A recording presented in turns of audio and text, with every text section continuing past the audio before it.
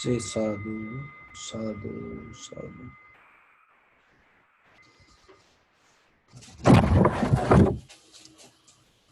So, dear Dharma friends,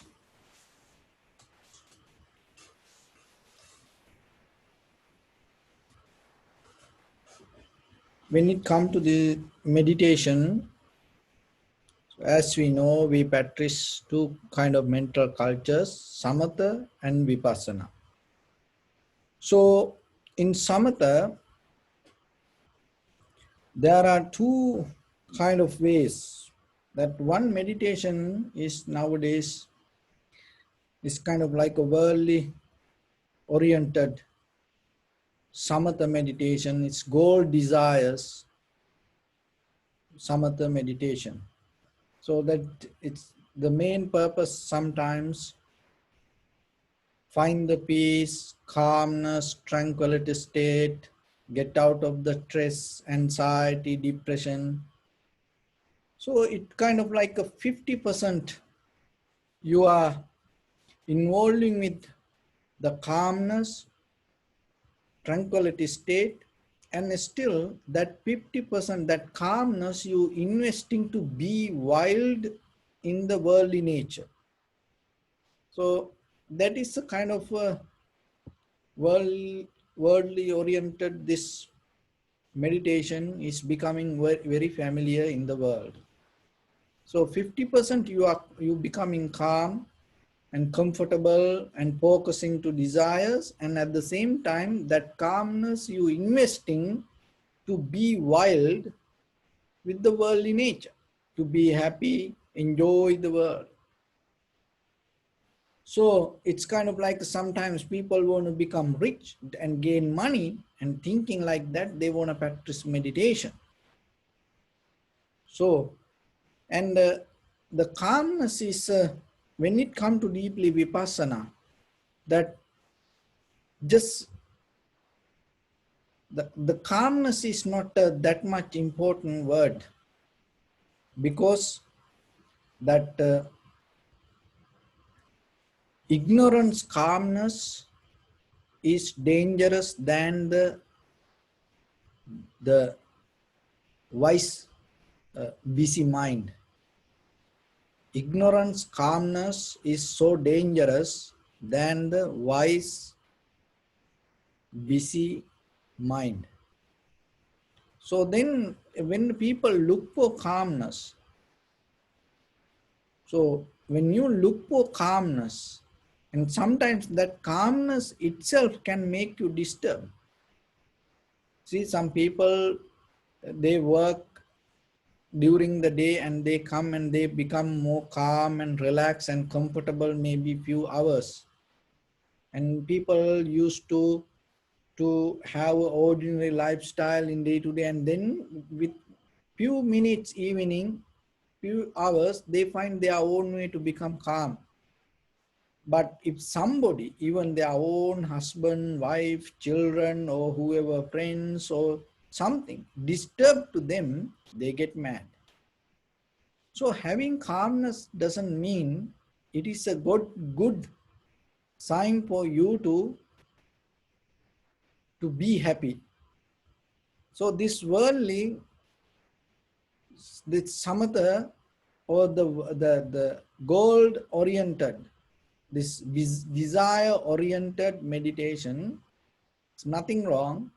It's but you have to understand sometimes it can make you disturb rather than it make you calm, because that whatever the calmness and get that can influence and that can push you to make you more disturbed. So then you create a kind of like your own danger. So that is one thing, but it's going to be in the world. So we have to little bit go further. And then there is a tranquility meditation, there is a samatha meditation, and the base with the one pointness. And that is the real tranquility meditation used to be in the world. So in that tranquility meditation, that you achieve to mental powers like deeply to tranquility state, and from there first absorption, second absorption, third absorption, fourth absorption, like dhyana, high mental powers. So you get into that also, you have to develop the tranquility meditation. So before the Buddha, that was the meditation. This both meditation was in the world and is still in the world. And so it is necessary for you, when you go into Vipassana, understanding the purpose of the tranquility meditation. Because that purpose itself going to define, itself going to give the material to yourself to move forward. So it's like, it seems like the diamond cutter. So when they cut the diamond, and according to the the the stone what they have, they're not going to put a design into the diamond. So what they does, they get the design out of the diamond. So same like when you have the view, when you have the right clear intention, you get it out of your mind. You cannot put something to mind. So this everything in our mind, when you give a desire, when you have the view, that doesn't mean you put something from outside to the mind. No. What the view does, view try to to shape your mind according to that. So, and that way, when you have the worldly oriented, that the goal based desires, with that when you go in that samatha meditation, and maybe that whatever you reach and whatever you get, it all going to become and itself kind of like a disturb, but still you're going to accept it. But when it comes to the the completely tranquility state, that the base desire based meditation, in that meditation, the very first thing that you do, you get out of the disturb. You develop a tranquility state without getting disturbed any thoughts. So that is important. So as example, if somebody like to become rich, and maybe when he think about that, he practice meditation, he come to sit and practice meditation, and even maybe he do chanting or visualizing, kind of like even the Buddha or anything. But at the same time, if he start to see the money in his mind, he become happy. But in tranquility state based meditation, when whatever you see, you take it as a disturb. So then you get out of the disturb. You never try to get into any kind of visualization. So you get out of that all the thoughts and allow your mind to calm down and settle down with whatever the mental object that you follow. So that's mean in that meditation, you don't allow anything to get disturbed. And from there, so the both meditation use the same kind of the happiness, tranquility state, or the calmness, relax, comfort, get out of the disturbance. Of the both meditation have the same kind of words, but it is deeply different. So as example, that in the worldly oriented samatha meditation, it's that calmness depend on the hopes. He may going to wait for something. Maybe he practicing meditation and he become calm, and he wait for something to get rich, and it has a desire to wait. It's like a terrorist also become more calm sometimes before they attack. So look, but that calmness has the future goal-oriented, the desire-based calmness. So, but when it comes to the real tranquility meditation, it's not like that. There is nothing ahead. You completely settle down in the moment. So that is a different in between this. Another thing is, in this, the tranquility based samatha meditation, so when it comes to really tranquilize the mind, in that very moment, you make your mind usable. So you make your mind more flexible. And then we go to the vipassana level. So the vipassana level is kind of like seeing the world as it is. So this art called in the ancient time, this called Darsana Shastra.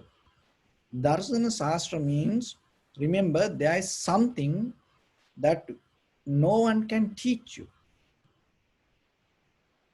And just following somebody, you cannot get something. There is something that by seeing yourself, you have to understand. So the vipassana also like that. Even look at the during Buddha's time. Even you follow the Buddha, you cannot get it. See, Venerable Ananda, that he was the monk who used to be next to Buddha. Then he used to hear all the Dharma, all the sutra, whatever the Buddha, and he remembered that everything. But he didn't attain to enlightenment. It's not because he postponed it. He postponed. No, he couldn't, because in that when he, after 3 months, when he attained, when he tried to that attaining to enlightenment, that then according to that the record that we see, and he didn't have ability to attain to enlightenment, and he keep postponing it. No, he didn't have that, because in the last few days he was struggling to attain to enlightenment. So if he knew during the Buddha's time, if he knew how to attain attain to enlightenment, he's not going to go through that struggle. And there are some other kings used to come every day and used to have conversation with the Buddha. King Ajasatta, the one of the young, one of the good, very faithful king, but he didn't attain to enlightenment. So see, even you with the Buddha, even you chanting the Buddha's name, even you see the Buddha, even you associate the Buddha, you cannot get that way. You have to get it by seeing, developing the art of seeing. So to develop the art of seeing, you have to make your mind usable. It's like a lens of the camera. You know, you according to the way you behave it and what you see going to change. So like that, the same, like the way you see through your own mind and going to change that what you see. So like that, the vipassana is art that get out all the angles from your mind, all the viewpoints from your mind. Because samatha, always we have the view and carry that. What is that view? It doesn't matter the worldly oriented samatha meditation or even high mental power oriented samatha meditation. This both have one reason. All the sentient beings, all the living beings, and all the deities, all the human has a reason to practice samatha. So that reason is finding the happiness and get out of the suffering. But when it comes to vipassana, it is completely different. So in the Buddha's teaching, the very important thing that you have to understand, all conditions, things impermanent. all compounded things impermanent. So what is that nature? Without seeing it, you cannot get it. So vipassana is the art that you see it. And to see that, you have to make your mind usable. So the tranquility based meditation is not the goal oriented.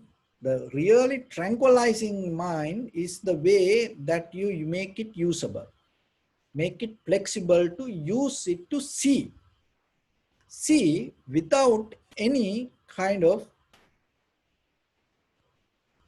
the thoughts from your past, with the very clear mind. So very clear mind means in that very level, you cannot have any kind of thoughts related with the past or the future in this very moment, whatever you experience. So in that moment, what you see is completely going to become different. So that is the main purpose of when it comes to vipassana. Direct perception, clear comprehension. So sati sampajanya. So in that very moment, nothing related with the past or the future interfere to the present experience with your perception. So once you have it, what you see? Once you see something very clearly, what you can see? The very nature of the world, this all conditions, all compounded things impermanent is this. So it's like, because changing things don't disturb us. We used to it. That impermanent is not people know about it, and we ourselves know. It doesn't disturb us. So as example, so this book. So the thing is this, all compound things and all conditions things always change. And change, because of that, you cannot trust. You cannot trust anything in this world. It's always change. It has no power to exist without changing. So it like this. So this is a one page. Just imagine this is one page. No? So this is one page. And when I put this two, itself, it becomes change. It becomes something else. So this is a one page, this is one page. When I bring these two together anymore, it is cannot exist as one. It itself becomes something else. So this always happening. It's always, it's constantly it's happening. Moving and changing, it's happening. So nothing can remain the itself, and it always bound to be with something. And when it becomes something, what happening? It has to let go its previous form. So it's when we take it as a one entity, and when we this take as a one entity, so when we put these two things together, and when we keep putting things, and it become a book like this, and it has to let go its original that nature. So whatever it used to be exist as a paper. So once we put that together, even the name also going to become changed. So that's how the name and form always change. Anymore, we cannot change this as a paper. So this become a book. So like that, the important thing that you have to understand, whatever the things, it always going to be with something, and when it becomes something, it change its original nature. So because of that, we cannot trust anything. And not only that, So that the change is not disturbing us. This is the thing. When your mind is like a tight, heavy, like unchangeable, it's like a piece of rock. When your mind is like that, what is happening? Whatever you see, you expect to be solid. It always change, but the changing part is not going to make anything to us. But the thing is, we ourselves, when we look something, we expect it to be solid. So that is make us suffering. So the world always change, everything always moment by moment, because nothing exists itself. It's conditions by something. So if things condition itself going to change. But the thing is, when our mind becomes solid, when our mind becomes tight, and through that mind, when we see things, we expect that things to be solid. So when we use the samatha meditation or the tranquility meditation to make it usable, what is happening? We soft that mind, we make our mind to usable, mean we make it flexible.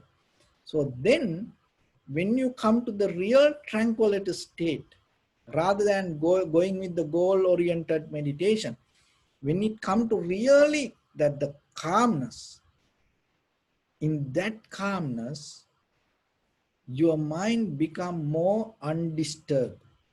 So when the mind become not disturbed, in that very moment, mind become more soft. Always, you will see all the time. If the mind become disturbed, that mind become very tough. That's why it say, like for weak people, when we practice martial art, sometimes in our classes, there are students, very weak students.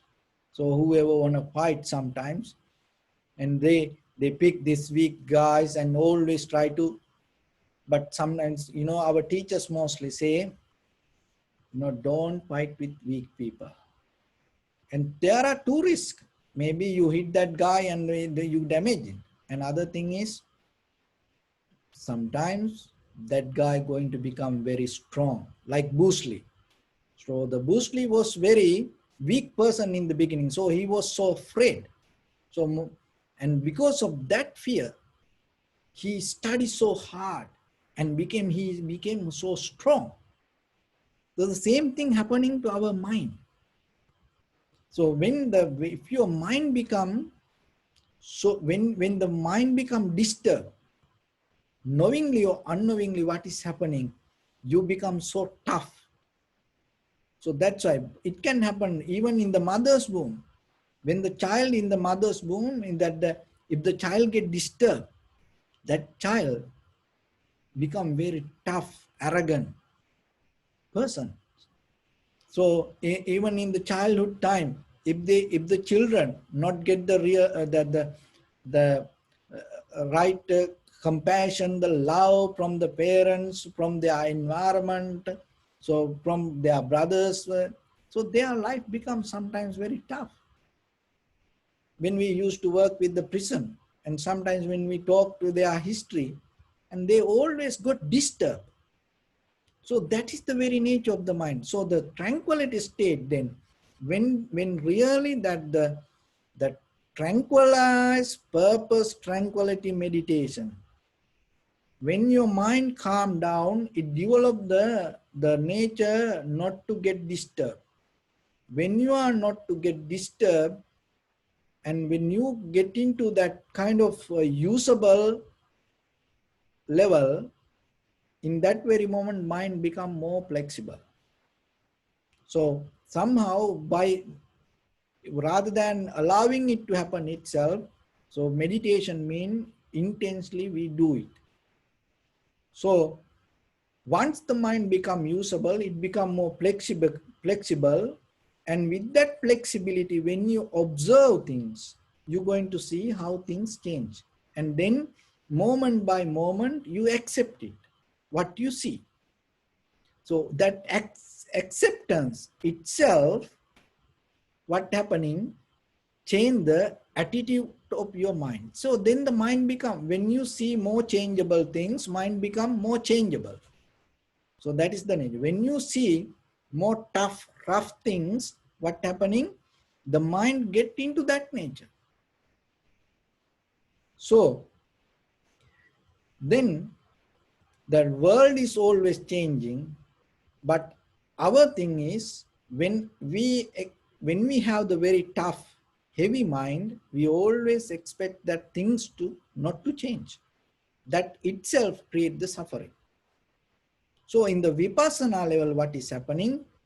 We observe things very clearly, and that in that very observation, in that very moment, that what you see in, you recognize that how things come to be as they are in that very moment, that what you see help you to release your mind itself from becoming tight or the heavy or the hard. And itself, that attitude, release your mind moment by moment, moment by moment. So that's why in Vipassana we say, when you see the change, observe it again and again and again. Observe it again and again and again. Because when you observe it again and again and again, that you see how it changed more clearly. Not only that, when you see by your own mind, the mind also become more and more and more get out of the the solid nature. So that way, when the mind and the the environment or the perception, when the both come to the same level of speed to change in that very moment, that is where the sati sampajanya, the clear comprehension, and the clear perception, direct perception happening. In that very moment, you experience something without thoughts. With your eye, ear, nose, tongue, body, mind, whatever the perception in that very moment happening, you experience it without any thoughts. In that experience, even you're not going to become solid. So it become kind of like a flux. It's like kind of like the ocean. It become kind of like the without boundaries, but you are connected. So that's how the vipassana going to affect for you. So in that level, what you want to understand, without just learning by words, there is something you have to get through seeing, not by reading books or not by listening to somebody or not by the following somebody, by your own practice, little by little, little by little. So that is why every day we keep practice. So then yourself, you have to know, when you practice, give you 100%. Another thing is, don't get into this solid attitude. Let things to release. Let things to release. And that when you able to release that, with that mind, when what you see, and you're going to recognize the nature. So that's how this is going. So there was a father and he had the son. So this father was thinking to give the best education for the child. So what he did, he sent the child to the temple to learn. So the child used to be in the temple for a while, and then the monk also taught that all the things. And then after all finished, then the monk told, now you are ready to go home. So the child went back. So now he became a little bit young. He went back, and but now he's so busy and he's so arrogant, and always he become kind of like a self-centered person. So the father asked, did that monk told everything to you? So the son told, oh yes, yes, that he taught me everything. So father told, but it looked like something missing. Go back to the monk and ask that is he that what he missed. So the child went back to the monk and told, so my father told me there is something missing. Can you taught me? Can you teach me that? So the monk told, I cannot teach it, but I can help you. How? And the monk took him to the village and talked to one person, and he had a lot of cows. And the monks borrowed 300 cows from that person and gave to this young boy and told, and there was a high mountain area, little far away, and told, take these 300 cows. Just go to the mountains. And when these 300 cows become 1,000, you come back. So no choice. And the boy took the cows, went to the mountain. Now what? No one to talk, just only cows. And he survived himself and just seeing how the cows. So 300 cows to become thousands. It take quite a time. But he had desire to day by day, understand, look for what is inside this, what is the teaching. So what he did, and now he's little bit calm and undisturbed mind, and he start to see these 300 cows every day, and then little by little 300 cows became 400, 500, 600. And now he start to see this is the same cow, but it is not the same cow. It is a little bit different. And then he start to observe the behavior of the cows. And whatever the grass, they just eat. And whatever the place, they just sit. And then one day, he was sitting and watching a cow. And he used to be very familiar with that cow. And then one bird came and sat on his head, and the cow was calm, relaxed, nothing doing. And then there was a fly came and start to go around the cow face. The cow sitting. And then in the close by there was grass and cow just eating. And then after a while that the bird went away and the fly went away and the cow remained the same. And he observed and he understood that undisturbed mind, the same like that nature. And he start to see how the seasons change and how these animals change. And himself little by little observe the trees and how this behave, the nature change. And through that way he understood in life that what we see, it always has a nature to change. But the thing is, in our mind, we have nature to believe it should not be changed. That itself make us suffering. So then in your life, remember, after 1,000, and he took the cows and gave to the monk and worship and told, I don't want to go home and I want to become a monk. And he became the monk.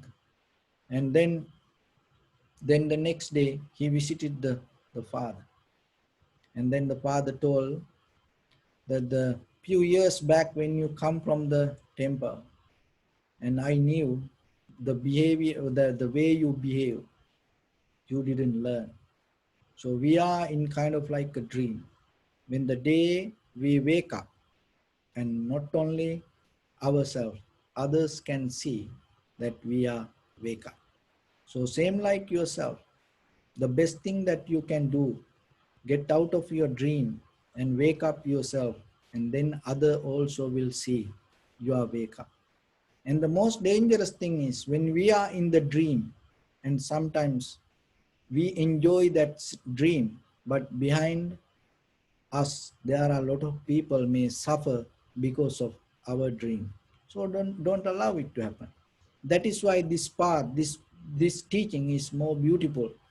It give the ultimate satisfaction to you, and also it give the peace and happiness to others also. So walk in this journey little by little as much as you can, and try to get out of this, that the dream that develop our mind to try to become solid and unchangeable, unmovable. Just go with the time. So with that, I bless upon everyone. With this practice, may all of you be well, happy and peaceful. May no harm come to you, may no difficulties come to you, may no problems come to you. May you also have the patience, courage, understanding and determination to meet and overcome inevitable difficulties in your life. During this time period, may everyone stay healthy and safe. And finally, may all of you attain supreme bliss of Nibbana.